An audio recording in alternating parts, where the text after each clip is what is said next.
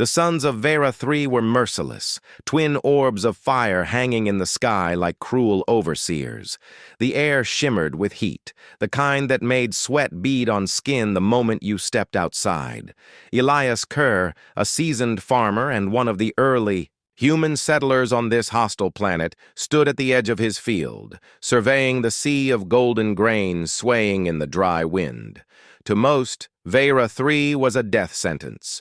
The soil was rocky, storms swept across the plains with little warning, and the climate was harsh enough that many alien species deemed it uninhabitable. But humans had always thrived where others faltered. They were creatures born of adversity, and Elias, with his sun-darkened skin and calloused hands, was the embodiment of that stubbornness. He had risen before dawn, as always, to check the irrigation lines and mark the plots that would be harvested first. Yet, as he scanned the horizon, he noticed something unusual, a lone figure stumbling across the cracked soil. At first, he thought it might be another settler, lost or injured, but the closer the figure came, the more apparent her frailty became.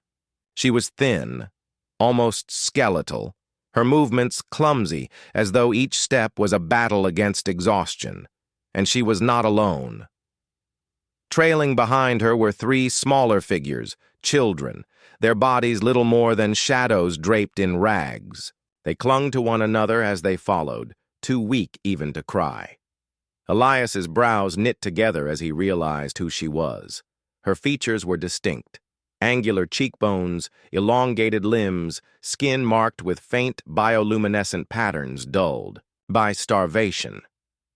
She was Yilari, one of the many alien peoples who had once been prosperous, proud, and secure within the Galactic Federation. Now she was crawling into his field like a beggar. The woman staggered forward, her legs buckling beneath her until she collapsed at Elias's boots. She lifted her face, cracked lips trembling as she forced out words in broken standard. "I'll harvest your crops, human. Just don't let my children go hungry." Her voice carried both shame and desperation. The Yilari were not known to beg. In their culture, dignity was as essential as air. Yet here she was, casting aside pride for the sake of her young. Elias stood still, studying her. He had heard the stories. The Federation, stretched thin by wars and border conflicts, had abandoned dozens of colonies like Vera III. The Yilari had been among the hardest hit, cut off from trade, stripped of resources, and left to starve. Elias had dismissed those tales as distant tragedies, things far removed from his own life of toil. But seeing her now, gaunt and pleading, made the suffering real in a way words never had. "What's your name?" Elias asked after a long silence. The woman's eyes flickered with uncertainty, but she answered softly, "Sarah." Behind her, the children huddled close, staring up at Elias with hollow, fearful eyes. They had likely been taught to fear humans. The galaxy often painted his kind as reckless, violent, and dangerous.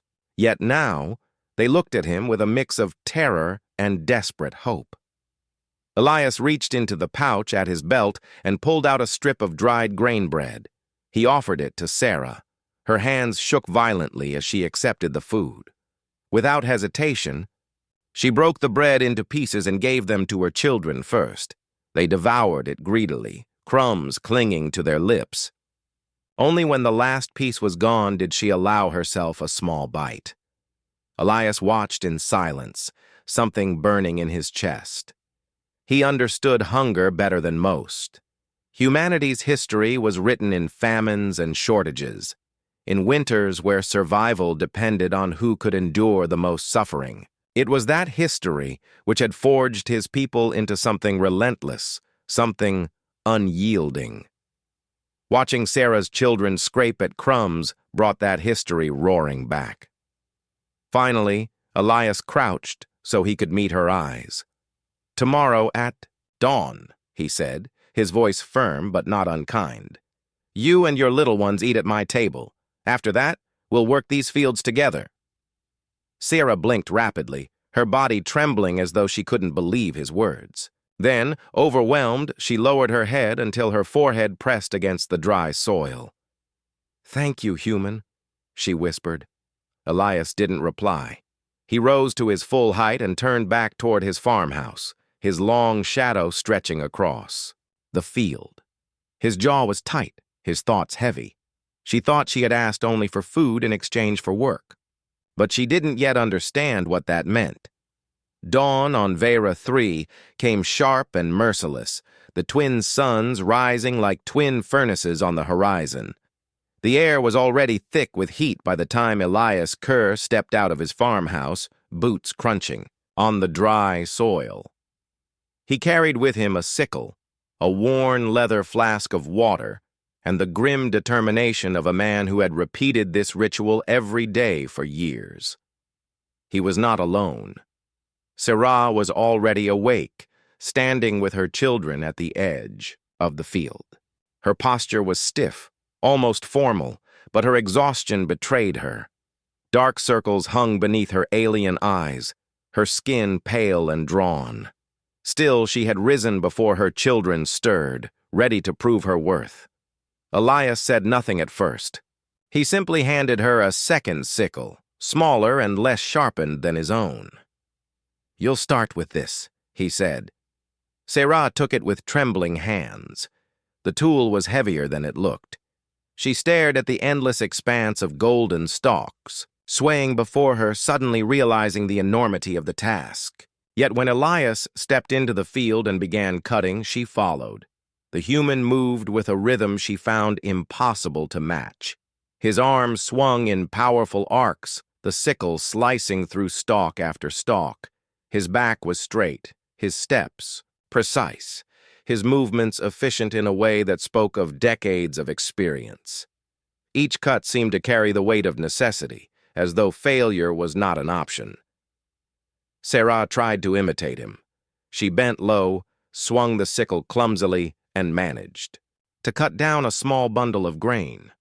Already her arms ached. Sweat poured down her temples, soaking into the ragged cloth she wore. Her children, eager to help, began gathering the cut stalks into bundles, their small hands clumsy but determined. By midday, her body screamed in protest. Every muscle throbbed, her lungs burned, and her hands had begun to blister. Her knees buckled beneath her more than once, and she fell into the dust. Elias did not scold her.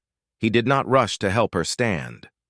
Instead, he pulled the flask from his belt, poured water into her cupped palms, and said simply, "Drink, then back to it."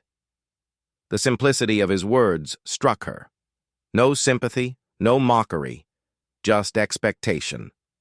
She was not being treated as fragile, as pitiful. She was being treated as a worker. Sarah drank, the water warm but life-saving, and forced herself back onto her feet. Her children whispered to one another as they worked beside her, watching the human with wide, fearful eyes. "Mother," the youngest said softly, "how can one man do so much?" Sarah did not answer. She had no words. She could not fathom the relentlessness of Elias Kerr. He worked as though he had no limit, no pause. His sickle swung hour after hour, the only sound the rustle of falling stalks and the rhythm of his boots moving through the dust. His shirt clung to him with sweat, but he never once faltered. As the suns dipped lower and the shadows stretched across the fields, Elias finally stopped. He straightened, wiping his brow with a rough hand, and surveyed the day's progress.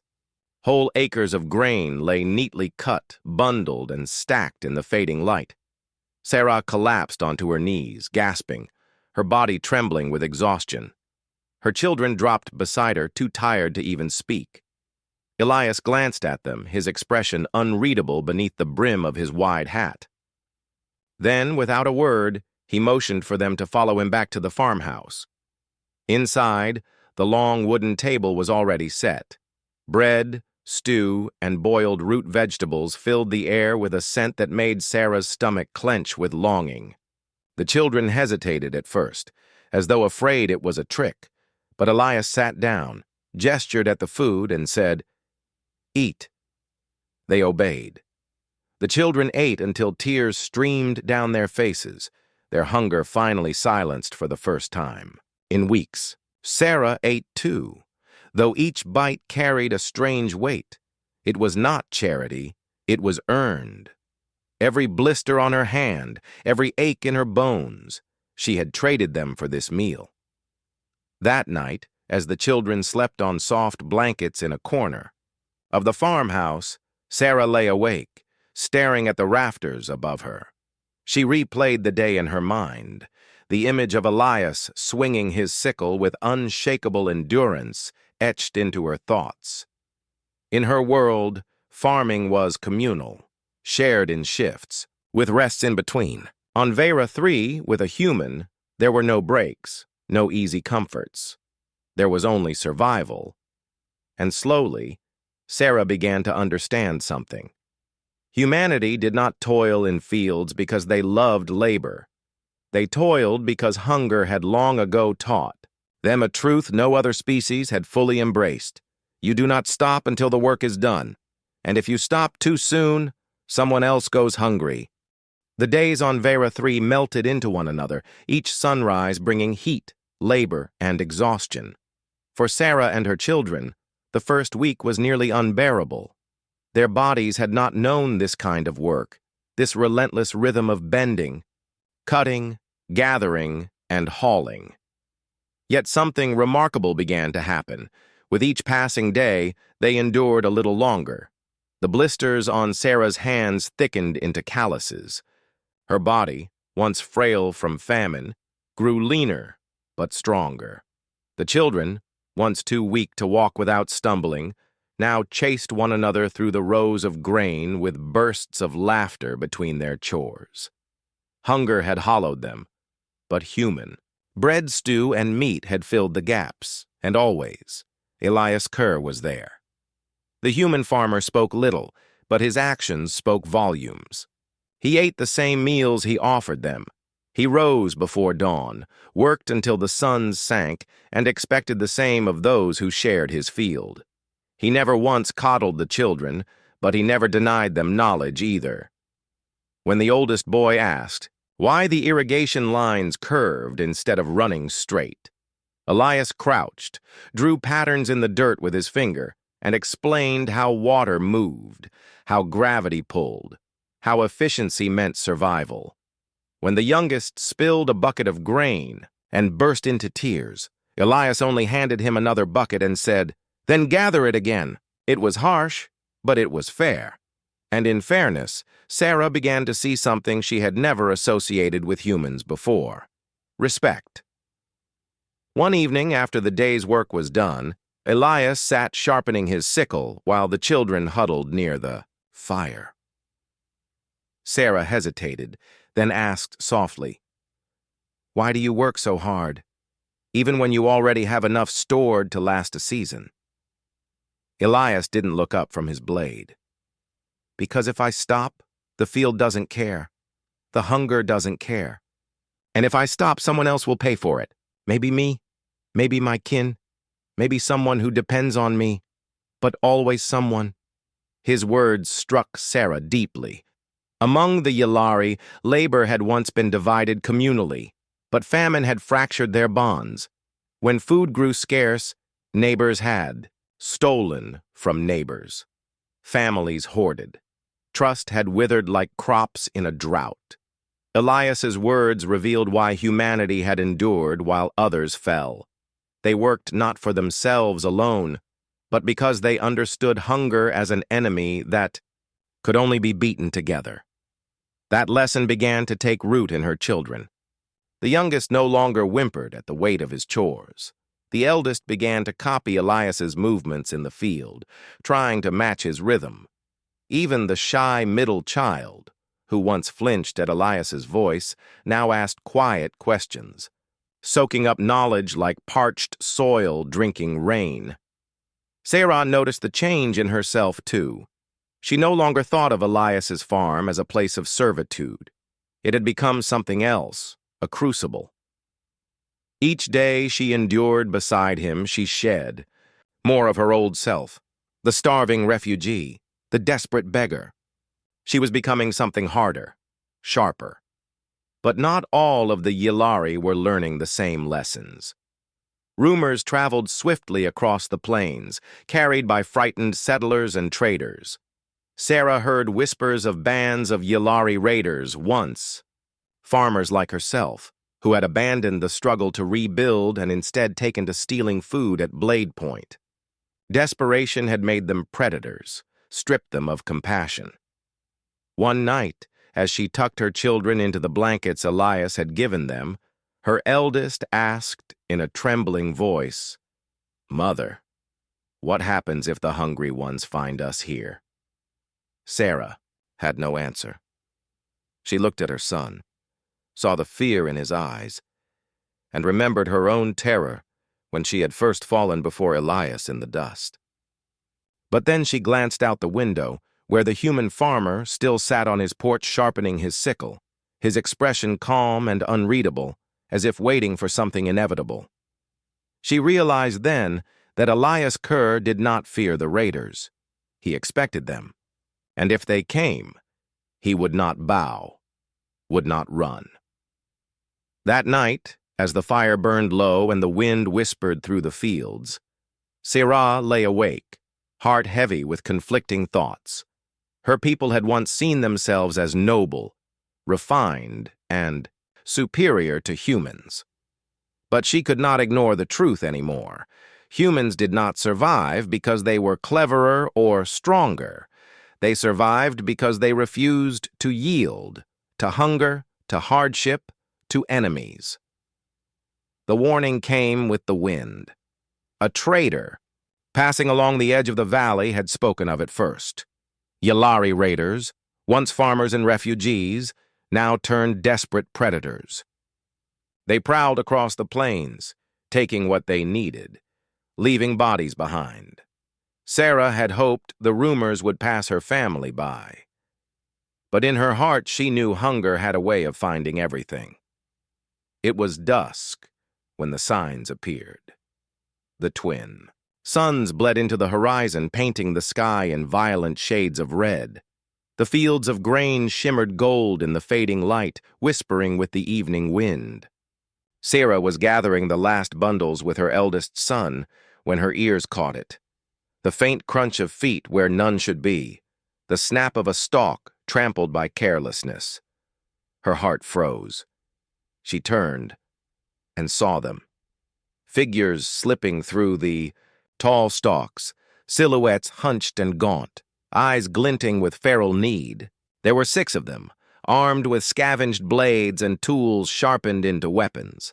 Their clothes hung loose on their skeletal frames, but their movements carried the desperate energy of predators cornered by starvation.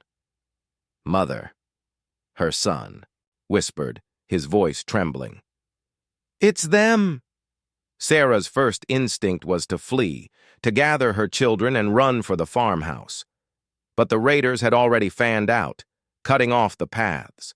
Their leader, a tall Yllari with sunken cheeks, stepped forward, voice hoarse but commanding.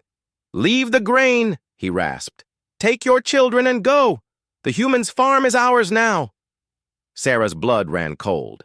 She wanted to scream, to protest, to plead that the children needed this food. But before she could speak, another voice answered, calm, steady, almost bored. "No." Elias Kerr stepped out from between the rows of grain, his sickle in one hand, a weathered rifle slung across his back. His wide-brimmed hat shadowed his eyes, but his posture was unshakable. He walked as though he had been expecting this moment all along. The raiders froze at the sight of him. Some sneered, others shifted uneasily. One laughed bitterly. "One human farmer against 6 of us. You'll be dead before you take a step." Elias tilted his head, his lips quirking in something too small to be called a smile. "Then try it." The tension snapped like a bowstring. The raiders surged forward, blades flashing. Elias moved like a storm. His sickle whirled in a brutal arc, catching the first attacker across the throat. Blood sprayed golden stalks, and the man crumpled soundlessly. Elias pivoted, his boot crushing another raider's knee, the sickle tearing through muscle with a sickening rip. The others faltered, shocked by the sudden violence, but hunger drove them on. Two rushed him at once. Elias dropped the sickle, drew his rifle, and fired in one smooth motion. The first shot tore through a raider's chest, the second split the air with deafening thunder and dropped another into the dirt. The survivors stumbled back, fear finally breaking through their desperation. They had expected an easy kill, a farmer too soft to resist. What they had found instead was something else entirely. Human ferocity distilled into lethal efficiency. Sarah stood frozen, her children clinging to her legs, watching with wide, terrified eyes. She had seen violence before. She had seen Yilari tear at one another for scraps of food. But this was different. Elias did not fight like a beast. He fought like a man who had lived his whole life in defiance of famine, war, and death itself. Each movement was measured, each strike deliberate. There was no hesitation, no mercy, only necessity. When the last raider fled into the shadows, leaving two of his comrades dead in the dirt and another writhing with a shattered leg, silence fell over the field. The air reeked of blood and gunpowder. Elias calmly wiped his sickle on his sleeve as though cleaning a tool after a day's work. His expression had not changed. To him, this had been inevitable, nothing more than another task in the endless labor of survival. Sarah trembled, not from fear of him, but from the realization of what humanity truly was. The galaxy spoke of humans as reckless, stubborn, dangerous. They whispered of their wars, their brutality, their refusal to yield. But until this moment, she had not understood. The truth, humans did not fight because they loved violence. They fought because survival demanded it. And when survival was on the line, humans became unstoppable. Elias slung the rifle across his back again, glanced at Sarah, and spoke in the same steady tone he used when instructing her children in the fields. "Get the little ones inside. Tomorrow we finish the harvest." As if nothing had happened. As if killing and defending and surviving were simply another part of the work. Sarah gathered her children with shaking hands. Her eldest whispered, in awe, "Mother, the human, he isn't afraid." Morning came quietly, as if the land itself wished to pretend the night before had not happened. The twin suns rose over the valley, spilling light across the grain fields. The wind carried no screams now, only the rustle of stalks and the low, familiar hum of life returning. Yet for Sarah, nothing felt the same. She had not slept, neither had her children. They had huddled together inside the farmhouse, whispering in fearful awe about the human who walked unshaken after spilling blood. Sarah had watched Elias Kerr through the window as he sat on the porch, rifle across his lap, his gaze never straying far from the horizon. He did not sleep either. He did not need to. When dawn broke, Elias stood, stretched his broad shoulders, and called through the open doorway. "Time to work," as if the night's violence had been nothing more than a storm that passed. Sarah hesitated, her voice trembling. "How can you work after that?" Elias gave her a look that was neither harsh nor gentle. It was simply steady, as though carved from stone. "Because the crops don't wait, Sarah. Hunger doesn't care if you're afraid." And with that, he returned to the fields. Her children followed him first, curiosity outweighing fear. They wanted to see the man who had felled raiders like weeds, who treated death as just another chore. Sarah trailed behind, still shaken but unwilling to let them go alone. What she found was not the monster she had half expected, nor the cold executioner her nightmares whispered of. Elias was working. His hands moved through the grain with the same methodical rhythm as always. He bent low, his sickle slicing clean arcs, his movements economical, efficient, unshaken. When the children drew near, he did not send them away. Instead, he pressed tools into their hands. "Work faster," he said. "The harvest won't finish itself." Her eldest, still trembling from last night, asked the question burning in all their hearts. Why did you fight like that? Human? You didn't have to stay. You could have left us." Elias paused. His weathered face softened for the first time. He looked out across the fields, then down at the boy. "I told your mother I'd harvest the crops. Can't do that if raiders take the land." It was such a simple answer that Sarah felt tears sting her eyes. He had killed, not for conquest, not for glory, but to keep his word, to finish the work he had promised. As days turned into weeks, the harvest neared completion. Under Elias's watchful eye, Sarah's children grew stronger. They learned not only how to cut grain and carry bundles, but also how to stand firm when shadows crept too close. Elias did not lecture them about fear or bravery. He showed them with every step, every task, every calm refusal to be shaken. At night, Sarah would sometimes find him cleaning his rifle, oiling the wood with practiced care. She would ask timidly, "Do you regret it? Taking their lives?" He always answered the same, "No, but I don't celebrate it either." That answer sat with her. For her people, killing had always been desperate, shameful, a sign of failure. For him, it was neither shame nor triumph. It was necessity. Just another burden to carry so others could live.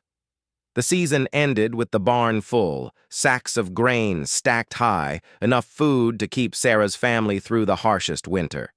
Her children laughed again. Their cheeks grew fuller. Hunger's shadow loosened its grip on their small frames. One evening, as the suns dipped low and painted the barn doors in gold, Sarah found Elias preparing to leave. His pack was slung over one shoulder, his hat pulled low. "You're going," she said softly. He nodded. "The work's done here. Others will need me." Her chest ached with a fear she hadn't expected, the fear of losing him, not as a fighter, but as the quiet anchor he had become for her family. She stepped closer, voice breaking. "What if they come back? What if we can't—" Elias placed a rough hand on her shoulder. His eyes, tired yet steady, met hers. "Then you'll stand. You've seen how, so have your children." She wanted to protest, to beg him to stay, but something in his gaze stilled her. He was right. He had not come to save them forever. He had come to show them how to save themselves. The children gathered at the doorway, clutching the tools he had given them. They did not beg either.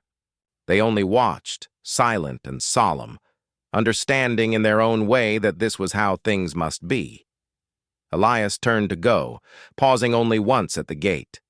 He looked back at the family, at the farm he had defended, at the lives he had preserved. His words were simple, carried on the evening wind. Plant well, work hard, and don't let hunger make you weak. Then he was gone, walking down the dirt path until the fields swallowed him. Sarah stood long after, her heart heavy yet strangely strong. Her children pressed close, their small hands gripping hers. She realized then that Elias Kerr had left. Them more than full barns or harvested fields. He had left them seeds.